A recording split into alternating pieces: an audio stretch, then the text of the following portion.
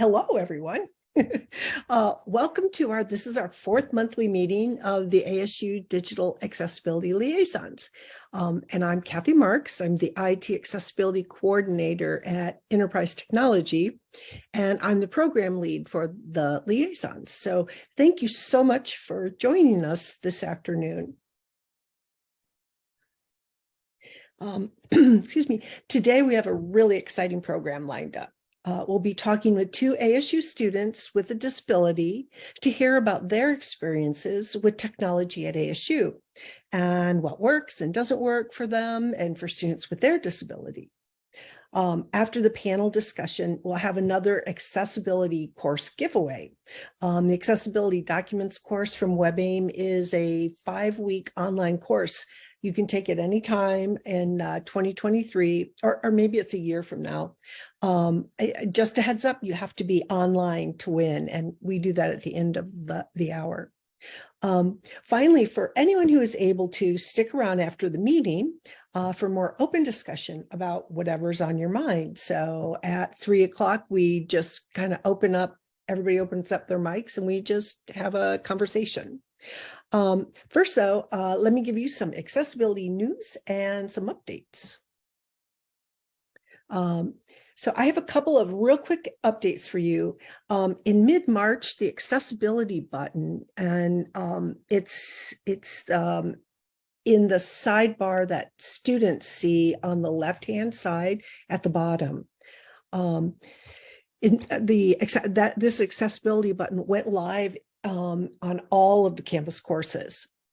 Clicking the button takes students to a page on the accessibility site with information on contacting sales, how to do that, and other help that you can get, like, for instance, from the Experience Center or from the help desk. And also information on accessibility features they can use in Canvas. So it also links to a form for them to report an accessibility issue in a course. So the provost provided us with a list of contacts for every college and school. And if we get a report of a problem, we notify this contact that provided by the provost. That department contact person they're the ones that are responsible for notifying the instructor and making sure the problem is fixed. Now they may, the reason we're talking about this is they may reach out to you as the department's digital accessibility liaison. I don't know if they will. I think it depends on your setup and, you know, how vocal you've been about, yeah, I'm the liaison and I can help you with this stuff. Does anybody have any questions about the new Canvas accessibility button? For those of you in web and app development, Knowability's John Slayton AccessU conference is coming up on May 9th through the 12th. So AccessU is a digital accessibility training conference where you'll learn about accessibility, usability, and inclusive design skills in an interactive and communal environment, providing you with practical tools to implement accessibility in your organization. That was a quote. It is geared toward, again, a quote, the web manager, code slinger, designer, researcher, content creator. In addition to a bunch of pre-conference workshops, they have sessions across 7 parallel tracks. So the tracks are development, testing, design and user experience, documents and templates, interactive and emerging technologies, organizational practices, and strategic planning and policy and advocacy. The conference is a hybrid conference. So last year I attended virtually and I learned a lot. It was a really good conference. So you can get more information about the event on the accessibility site under events. And finally, I'd just like to mention that we're looking for a few people to help run this group. If you're interested in helping host these meetings, helping put together programs that will help your fellow liaisons learn more about accessibility, or if there's another way that you'd like to help, just please email me at katiemarks@asu.edu. Also, if you have ideas for the ways that the group can better meet your needs, please absolutely email me and let me know. So does anybody have any other announcements? Anything that you think the group should know about? I can't see the chat, so if there's something in there, will someone shout out? Okay, so today we are very lucky to be joined by two exceptional ASU students. Hannah Grabowski is a PhD candidate in gender studies, and Emily Bow is a graduate student in Mary Lou Fulton Teachers College. So welcome, Hannah and Emily, and thank you so much for speaking with us today. I know a lot of us in the liaison group are excited to hear what you have to say about accessibility and technology at ASU. I've already got a bunch of questions for you, and I'm sure there are going to be many more as the discussion gets going. First of all, I would like to ask everyone online if you could please put your questions in the chat and direct the messages. Let's see. Alejandra, would you mind accepting the chat questions for everybody and then reading them out to me? Yeah, I don't mind at all. That's fine. Okay, so direct them to Alejandra and she will let me know. And the reason is that will keep Emily's screen reader from going off every time someone posts a question or a comment in the chat. All right, so welcome, both of you. Would you like to introduce yourselves? Hannah? Sure. Thank you. Hello, everyone. My name is Hannah Grabowski. I use they, them pronouns. I am a PhD candidate in gender studies, and I also have the graduate certificate in disability studies. My work in disability studies more manifests in my community work, not as much as my research. I am also the graduate student representative for the Accessibility Coalition. So ASU has had the Women's Coalition, Rainbow Co, El Concilio for many years, but it wasn't until spring 2021 that a group led by and for disabled, neurodiverse, and chronically ill students was established with resources like a guaranteed event budget and a physical space on campus. In terms of accessibility on the digital side, I can provide a perspective of an instructor. I'm not quite sure how many people here are faculty or staff or admin or what capacity. So I no longer take classes. And when I was an undergrad at ASU, we were still using Blackboard.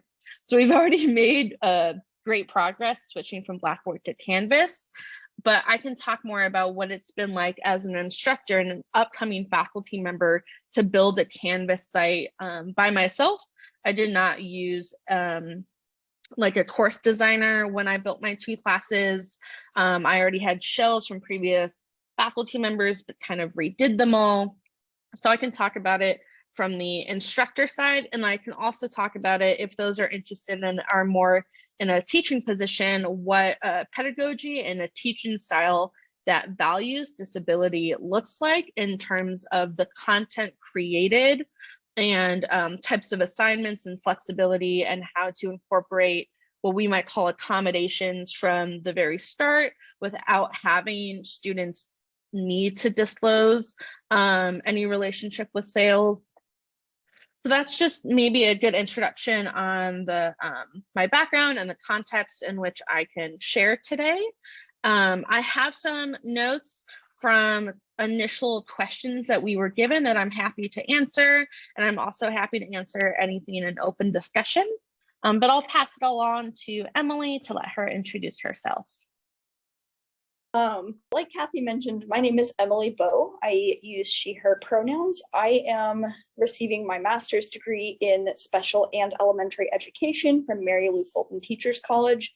I am uniquely situated because I received both my undergraduate degree. I received that in family and human development from a College of Liberal Arts and Sciences in August of 2022.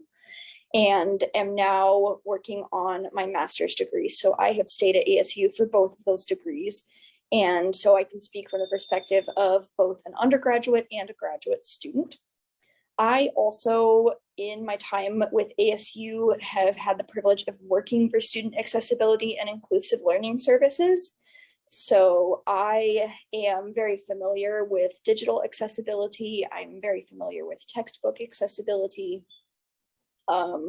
because my job for the past 4 years has been to make sure that textbooks for students who use alternative formats meet a high accessibility standard. So I'm very familiar with that. And that's, like Hannah said, I have also prepared some notes and things on questions that we were given, but I am also willing to answer any type of questions in open discussion that you may have, and I look forward to talking with you. That's great. Thank you, both of you. Alejandra, if you get a question, will you just shout out and let us know? For sure. Okay. I have a couple of questions just to start us off. I was wondering, and I guess we start with Hannah last time. We can start with Emily this time. Do you use any assistive or other technologies to help you access digital content like email, websites, online courses, social media, things like that? Yeah, so I am a screen reader user. I use several different types of screen readers. Something that you may or may not know is that all Apple platforms have a built-in screen reader. And so I use the VoiceOver screen reader. I can use that on Mac OS and iPad and iPhone. I use that screen reader. I use a different series of screen readers to operate a Windows computer. I'm very heavily a screen reader user.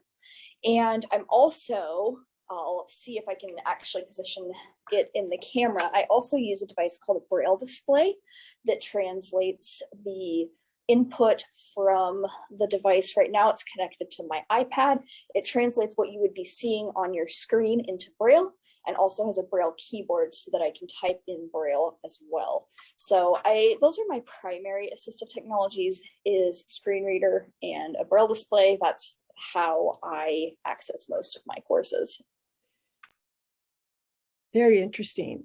Hannah, do you use any assistive technology?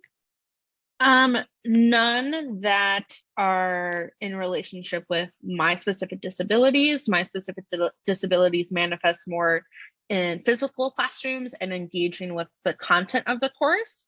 But just because of universal design and what I find helpful, I do use captions on videos, and I make sure to create captions when I'm creating videos for my students. And it's not built in within Canvas or ASU, but I often find free websites to input a URL from, let's say, an online article and print it or change the font. And so all ads and pictures will not print. And so that allows online articles to be more easily read and like highlighted if you're using some sort of like note-taking device for a PDF. And so that's something that I wouldn't necessarily call technology, but there are ways that I play with different types of content to make it more easily manageable. Yeah, when you I guess you almost convert the articles then? Yeah, it's a sort of conversion. What format do you convert them to? Well, I'm still like just putting them into a Word doc or a PDF. But it's much easier than trying to, let's say, like highlight and copy text from like an online article and paste it. And so it's basically the same as, let's say you went to a website and just wanted to print it. It's something similar, but it's not going to include any of the ads, any of like the headings if they are in, let's say, too large of a font. It'll just keep everything consistent. So it's all one uniform text. Very good. Maybe you can give me the name of that tool, and I'll send it out to people after the meeting. Yeah, there's not one that I kind of do automatically, but it's very helpful because I prefer to print everything that I read and manually annotate. And so that's really helpful. And one thing that I have found is that a lot of professors will upload chapters of books to their Canvas course, which is amazing because I think making content free is part of accessibility. But if they are directly scanned from a digital copy, the legibility and the shading on the copy can prevent an individual from just reading it. And so ASU Library has been great about, if you are requesting an article, finding it a version that was made for a digital format. But I would say the main problem I find with online course material is when the content is like manually scanned from like a book chapter on a printer, and it's very hard to read. Mhm. Yeah. Well, let's start, Emily, let's go back to you. Have you encountered accessibility barriers with technology ASU uses? And we're not trying to shame anybody here. I mean, all technology has problems. I mean, let's face it, but there are also, the great thing about technology problems is that technology can solve them. So, but at things like Canvas or Zoom, any ASU websites like My ASU, things like that. Have you had any problems with anything you want to talk about? I think the biggest problems that I encounter are the different types of platforms that instructors might choose to use. So mainstream ones like Canvas and Zoom are easily accessible, but I have encountered several times where a platform, one that I think about is when I took college algebra as an undergrad, the platform that they were using at the time had to have an accessibility mode enabled by the instructor, which isn't something that we knew about until the first week of the class had already gone by. And so I was behind because we didn't know that the instructor had to enable that accessibility mode. And so I struggle more with the things that people don't know. I struggle more when accessibility is an afterthought when creating a platform than when instructors decide to use something mainstream like Canvas, like Zoom. And then two, when accessibility isn't considered in the changes and developments that are made. So my ASU has always been relatively accessible, but sometimes things will move or they'll get slightly buried under different hyperlinks. And those were changes that I never foresaw. I can usually always figure them out, but I might spend a while looking for the link that I was trying to find because I can't use a mouse. And so something that might be intuitive to someone who can use a screen or who can use a mouse is less intuitive to someone like myself who can't use either a screen or a mouse and has to rely solely on the keyboard. So just those changes that we don't necessarily foresee coming, I think, have been another big accessibility issue that I have had to contend with. That's a great point. I'm sitting here thinking about most of the tools we use, most of the sites and the applications we use do change over time. So how would you want to be notified of it?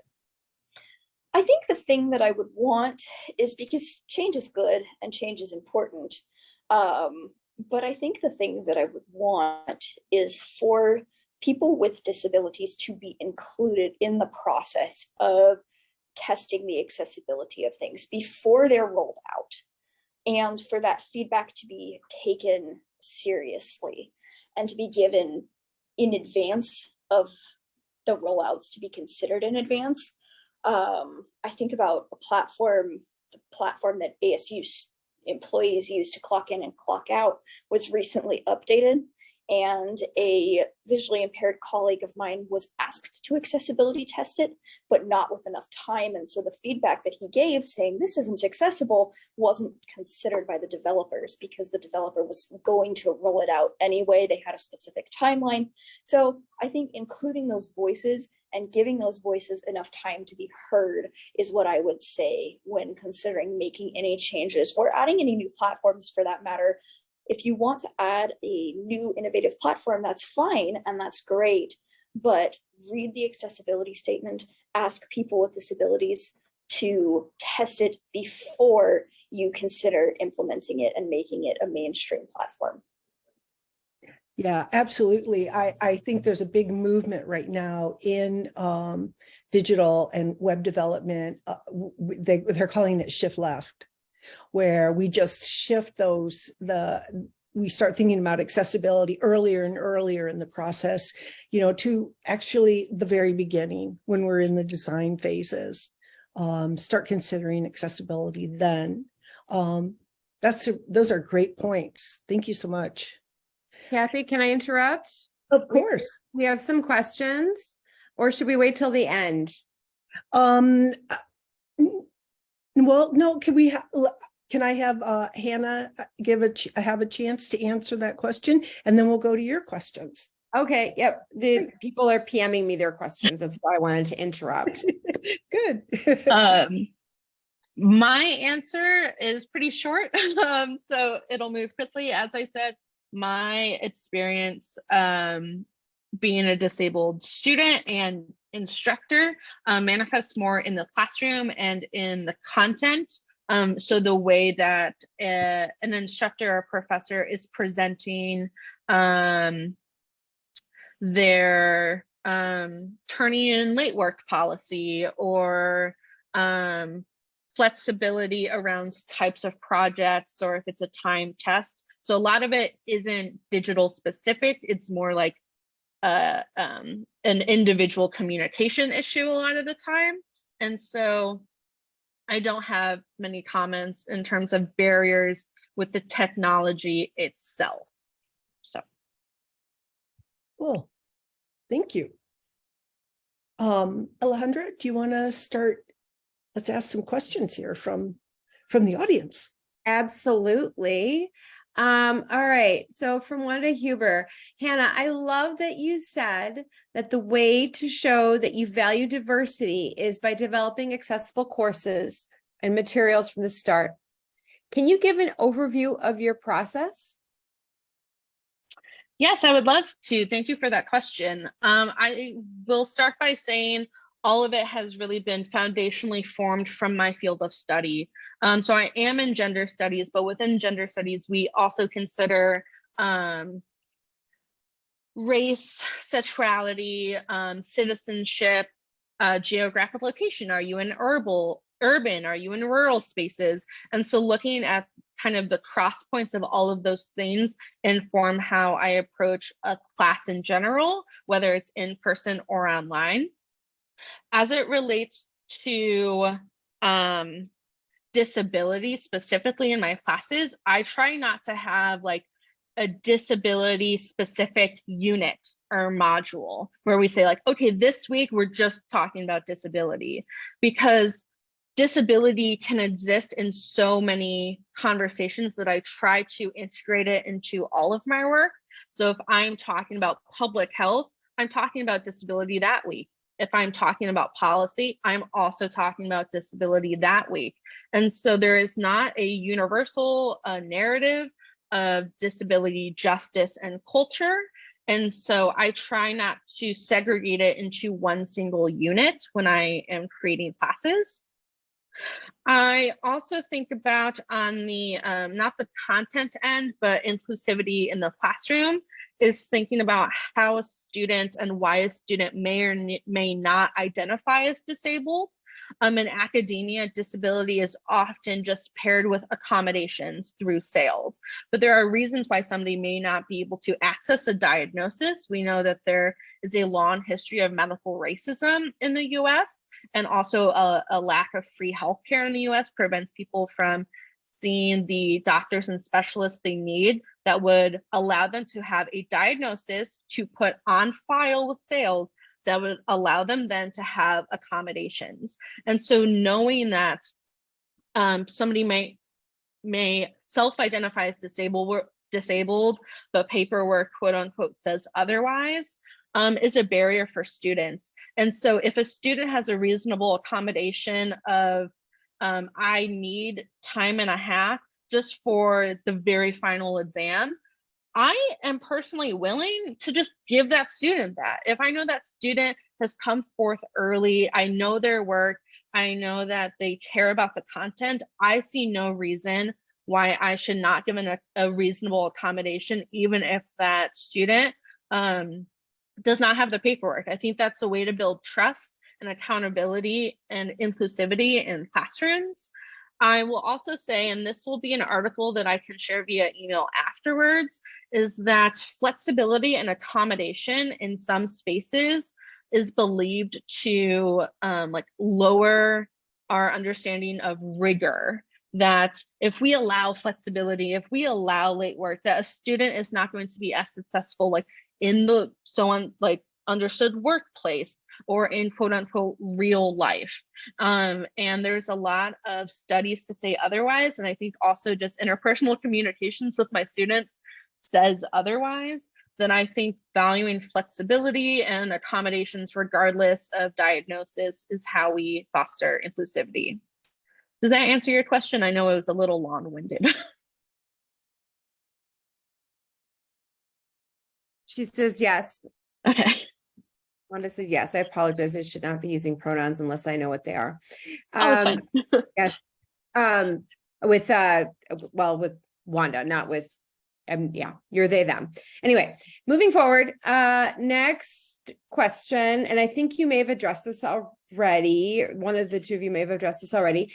Teresa says, can you ask the students how they'd grade ASU overall in digital accessibility and where, if any, are the biggest pain points?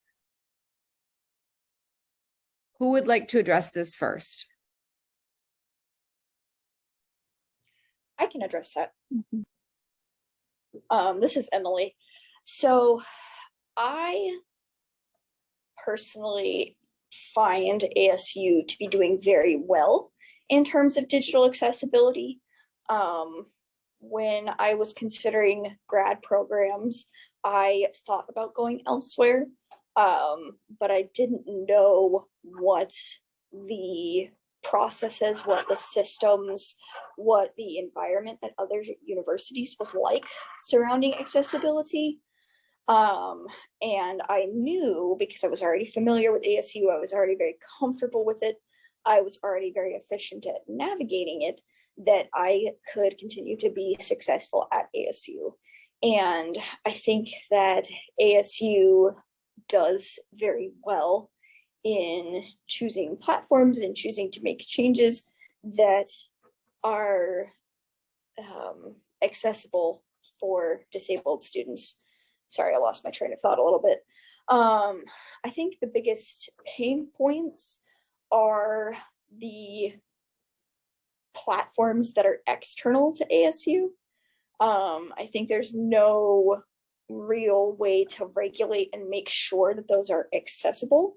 I've encountered that several times with several different classes and content areas and platforms where the instructor decides they want to use this discussion board platform, or they decide they want to have a class that's on this platform that integrates through Canvas, but while the Canvas component is accessible, the platform itself is not.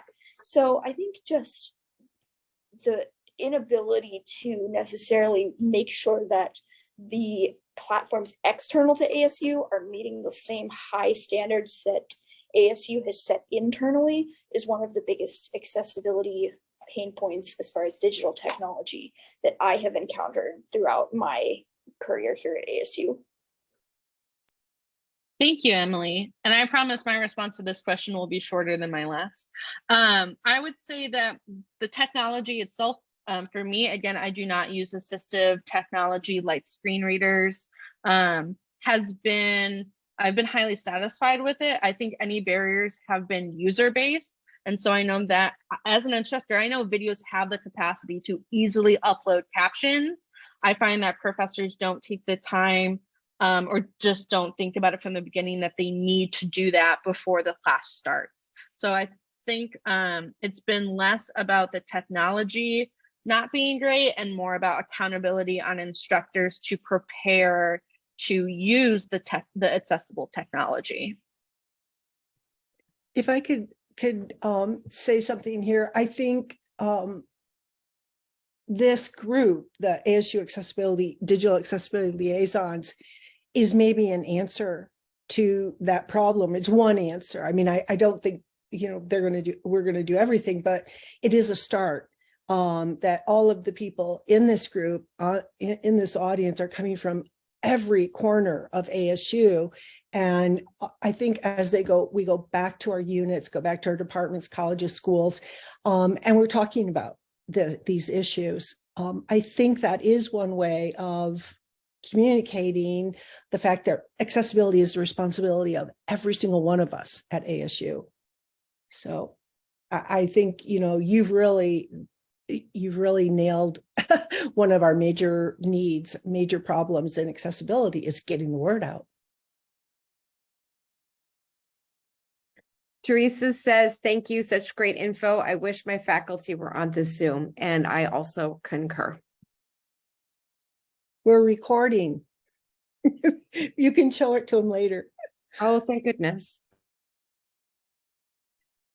I'll also add, and I think it doesn't relate to one of the specific questions, but just in what we're talking about in general, as an instructor, I often, in strategic ways, disclose my own disability with my students. Sometimes it's on a one-on-one basis.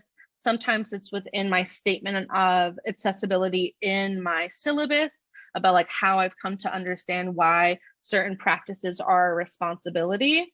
And when I didn't have official sales accommodations until I started my PhD. I did not have them as an undergraduate student. And as I transitioned between those two spaces, I didn't know that grad students could have accommodations because our exams and such look so different. And so I've taken on the role of making sure that undergraduate students know that they have a right to accommodations in graduate school if they are faculty themselves one day, and in the workplace outside of academia. And so making sure that the conversation around accessibility digitally and in person is not limited to just scholarly technology, but also as a starting point for conversation about accessibility in the larger social sphere. And I have a small point. It's also not related to the question per se, but it is related to what Hannah just said.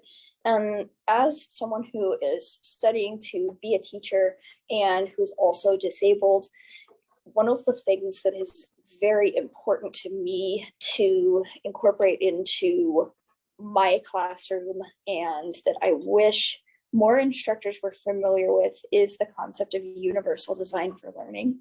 Universal design for learning will ensure that your space is accessible. Accessibility is included under that umbrella of universal design for learning.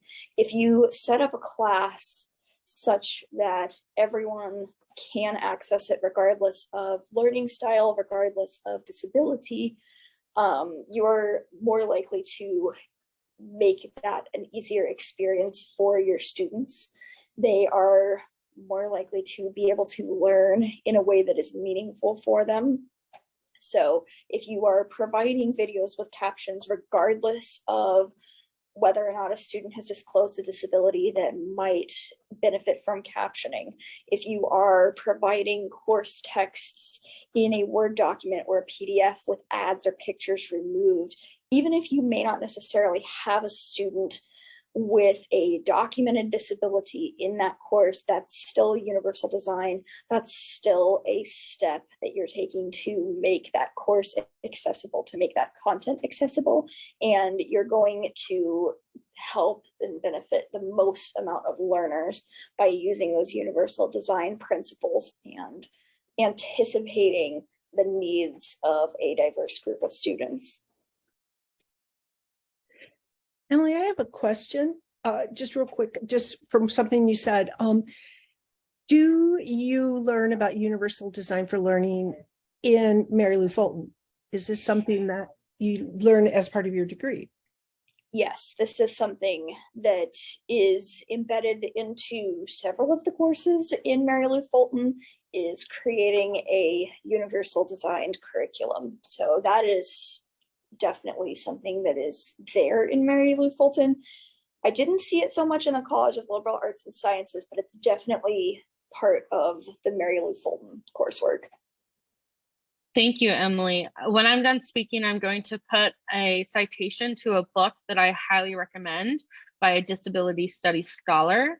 And what's great about universal design is that it does not just apply to a classroom, it applies to things like architecture, bathrooms, airports. And so it's a really broad understanding. But the book that I'm going to put in the chat is specifically about universal design. I believe it's very specific to higher education. And if not, I know that this specific author does write about accessibility in higher ed.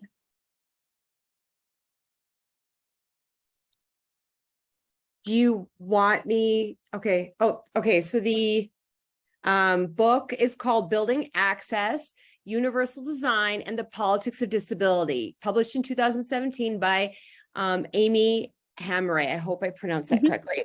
I would also like to add a book to that too. Reach Everyone, Teach Everyone, Universal Design for Learning in Higher Education by Thomas J. Tobin and Kirsten T. Bailing. It was the first book I read about this, and then I became hooked. So this work is really important. So feel welcome to, we can put together a book list, I think, maybe, Kathy. That might be something we could do. And while I have the floor, there is another question. It is so fabulous that Hannah is proactive about captioning. As someone who speaks to professors about this constantly, it gives me hope to hear someone so aware. Thank you. I would say that one way I think professors can grow in this area of work is by working with their TAs and their graduate research assistants. I know that when I have been a teaching assistant before I reached candidacy, I liked grading papers, but I always wanted to do more. And so I was able to offer some of the professors to say, hey, I still have time this week to do some work.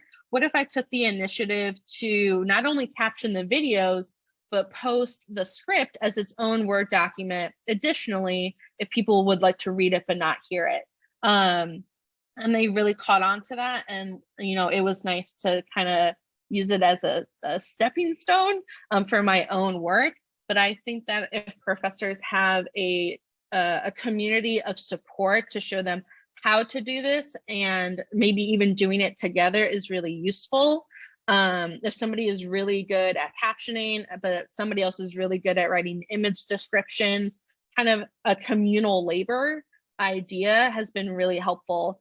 I would also let people know that ASU has a fairly new disability studies minor and graduate certificate on the Tempe campus. And I believe the West campus has a disability studies major. And so there are scholars at ASU who study the theory and the practice of the work itself, who would be happy to be in conversations with other types of disciplines if they are curious on how to integrate universal design and accessibility for their type of work. Because I know Canvas for a humanities class like I'm in is very different than a Canvas course for an applied mathematics major. So.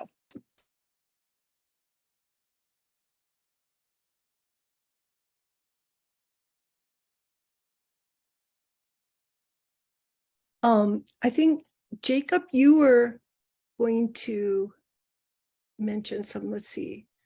Yes, so I was just going to add something from the perspective of someone who's very involved in alternative format accommodation.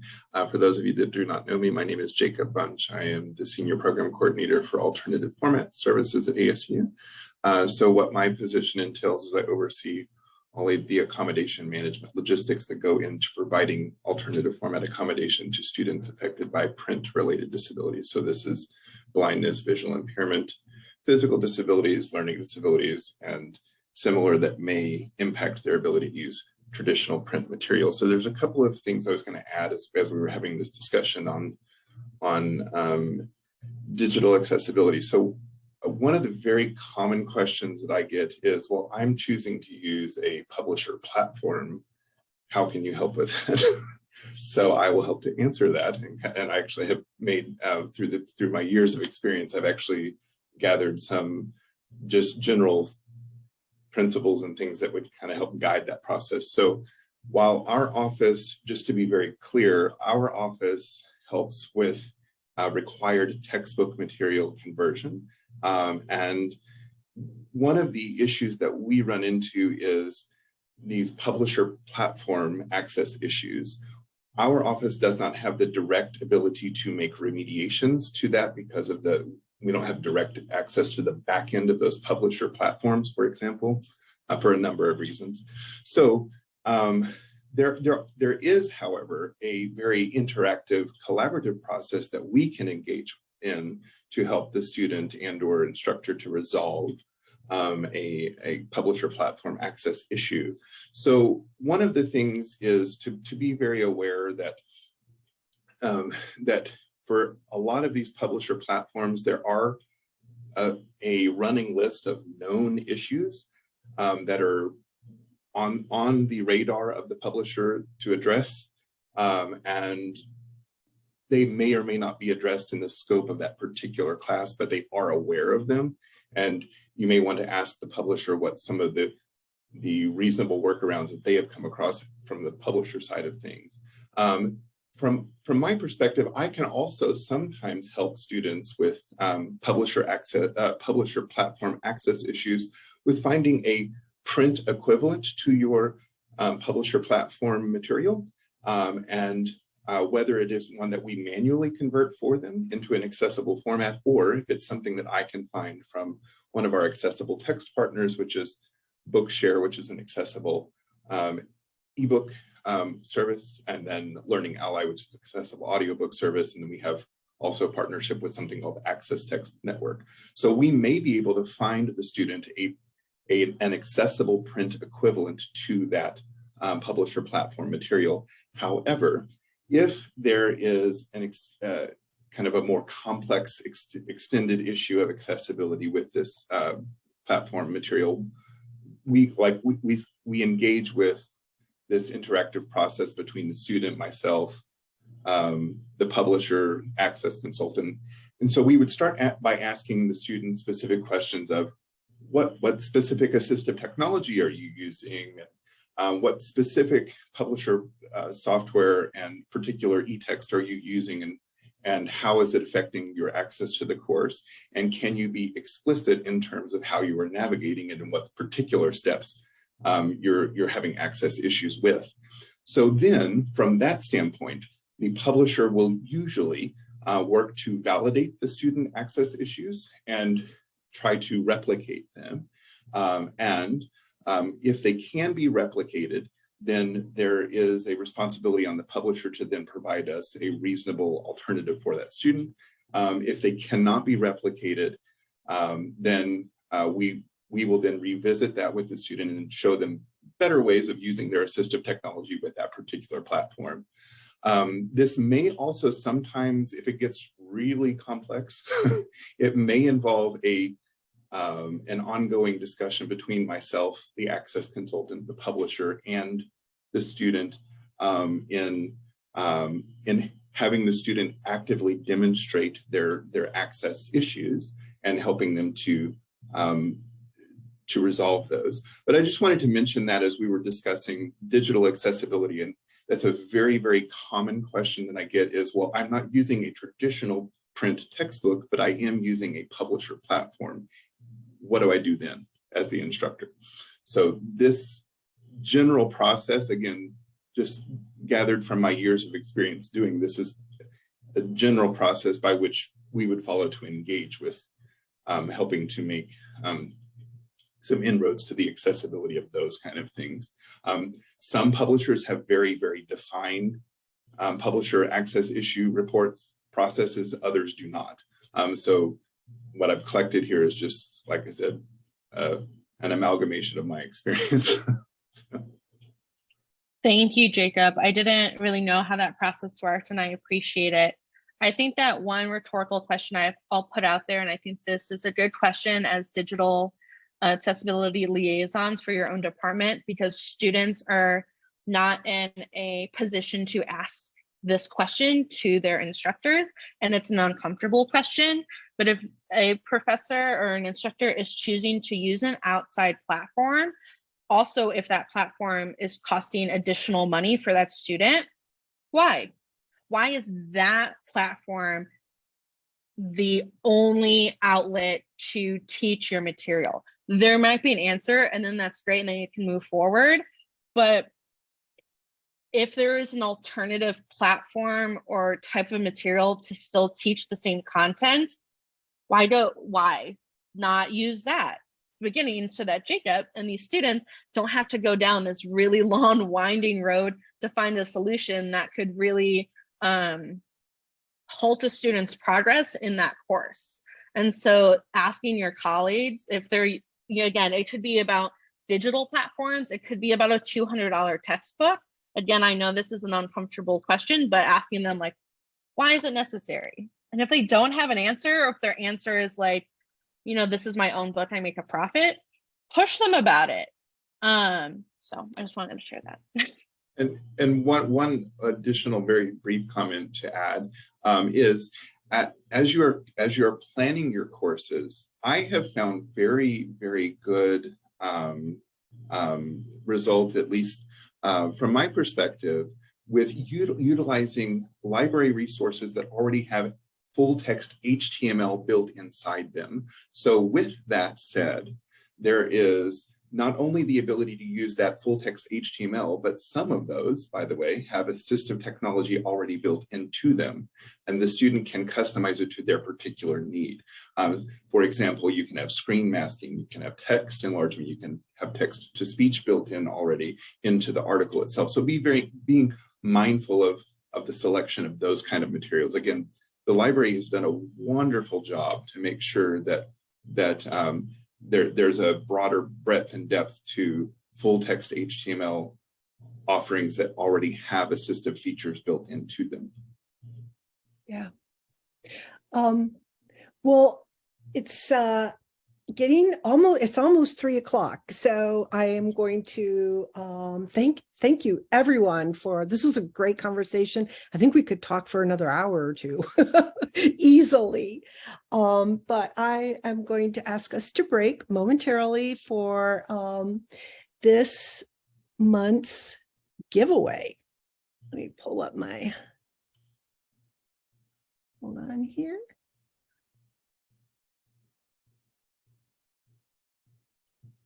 Here we go. So once again, we're going to give away a free online accessible documents course from WebAIM. And you can use this anytime in 2023. The next course begins May 1st. It goes through June.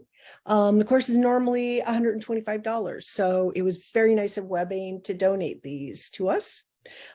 Everyone's name has been put into the drawing. So let's see here. I can find it. There we go. All right.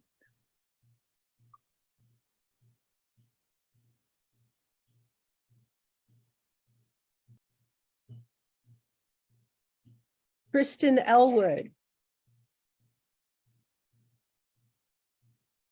Seriously? Okay. I guess it's not here. Kristen's here? Yes. Yay. Okay, Kristen.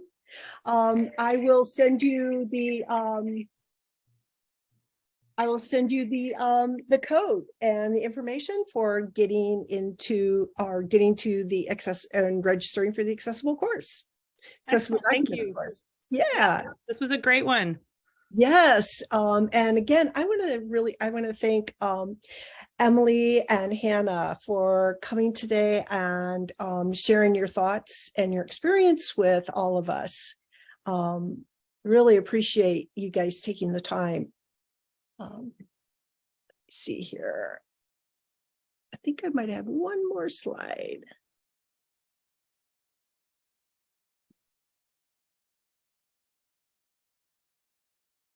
Okay. So again, thank you guys, everyone, for being here. And for the liaisons, we know how very busy all of you are, which makes this donation of your time all the more generous. I hope you've discovered something new today, something you can take back to your department and share with your colleagues, and something to make ASU just a little more accessible, step by step. If you have questions about how to communicate what you're learning to your unit, or how you can apply accessibility to existing processes to make your department more digitally accessible, please start a conversation on the A11Y Liaison Slack channel, or direct message me, or start a conversation on the accessibility channel. And if you can, stick around for an open discussion. We're going to be online until 3:30. So if you have questions or topics you'd like to talk about, let's get a conversation going. Emily and Hannah, you are very welcome to stick around. And I think we have a lot more questions for you if you'd like to answer some more. If you are not able to stay, I hope to see you everyone at the next meeting on May 17th, when we'll hear about accessibility in the law from representatives from ASU's Office of General Counsel, ASU's Office of Diversity, Equity, and Inclusion, and the Student Accessibility Inclusive Learning Services, or SAILS. We're going to have representatives from all three of those coming to talk to us about the law, what we have to do to comply with the law. We'll learn more about how the laws apply to the digital work we do, how they apply to our employees and our students, and how we can prepare ASU for this. Really, it's an accelerating journey into all kinds of new digital worlds. So it should be a really lively and informative conversation, and we hope to see you all here again then. So thank you very much, everyone, and stick around for some conversation.